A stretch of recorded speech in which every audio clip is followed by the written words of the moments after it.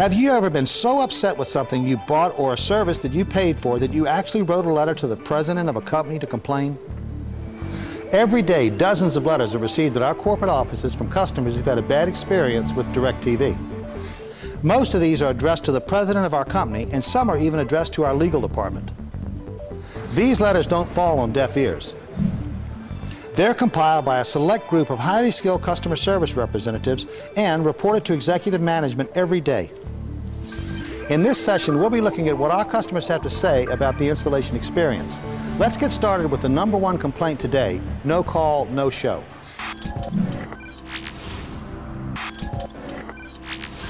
We've been covering the downside of this for years in training session after training session, and still it happens time after time. Suppose you or someone else in your family took the day off to have a hot water heater installed, and the installer didn't show up or even have the courtesy to call. You would lose a day's pay or a vacation day and sit at home waiting for nothing, and then have to take another day when you get rescheduled. To make matters worse, with the DirecTV installation, most people are really looking forward to getting the service, so they're doubly disappointed, and there's no good reason. Calling ahead to a customer has never been an option. It has always been a requirement.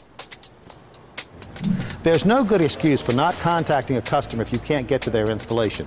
It's just plain rude and not the image we want to project.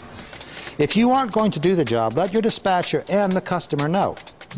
Someone else may be available to get the job done. The other two of the top three are related to no call, no show, and are receiving a call to reschedule the appointment the day of the installation and the inability to get an earlier scheduled date.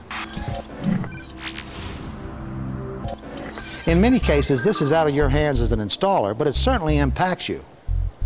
How many of you have walked into a customer's home and they were mad before you ever even opened your mouth? Geez, does it always take this long to get a technician out to the customer? This is generally because they've had one of the three things we just covered happen to them. In a situation like that, you can easily turn them around. Simply apologize for the problem and assure them that you'll make sure everything is perfect before you leave. You always have an impact on a customer, either in a positive or negative way. Why not make it positive? By looking and acting professional and assuring the customer you'll do an excellent job, you'll find the customer will usually treat you like a professional. The fourth highest reason for complaints is not arriving on time. Let's take a look at that next.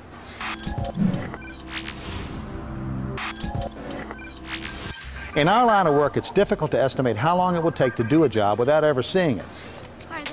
Still, we need to schedule everyone that needs an installation or service call. These jobs are scheduled based off averages, so it's possible to underestimate the amount of time it takes to complete the installation or service call.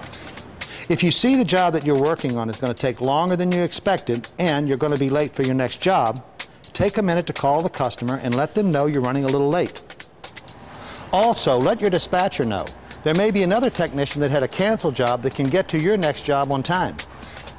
There's nothing more frustrating than sitting at home waiting and having no clue that your appointment is getting drawn out farther and farther and your AM is becoming a PM. Again, suppose it was someone in your family sitting home waiting. How would you feel? Let's face it, you usually know you're going to be off schedule within the first 30 minutes of a job. As soon as you know you're going to miss that window, make those calls. That brings us to the fifth highest reason for a letter to DirecTV: the technician was rude. There's no excuse for being rude to a customer. In fact, we're not even going to illustrate that. It's your job to not only install and or service the customer's equipment, but to educate them and treat them with courtesy and respect. You need to remember that without the customer, none of us would have a job. DirecTV will not tolerate rude behavior. In so many cases, the customer's upset because the installer just didn't show up on time, or he didn't explain why he was doing what he was doing, or explain how the system worked. Customers expect us to be there when we say we will, do the installation in a professional way, show them how to use the equipment, and treat them with dignity and respect. You would expect the same at your home. Most of the customer letters we receive complaining about the work performed are legitimate. We could stop or dramatically reduce that number if you would simply call the customer if you're going to be late or not going to be able to get there at all. Let your dispatcher or supervisor know if you're running late or if you're going to miss the job altogether.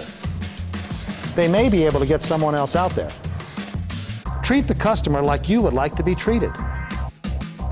If we treated every customer the way we would want to be treated, we could reduce or even stop these letters altogether. Customer satisfaction is everyone's job. This part is in your hands. Please take a few minutes to consider the feelings of the customer. If you do, we can stop these complaints.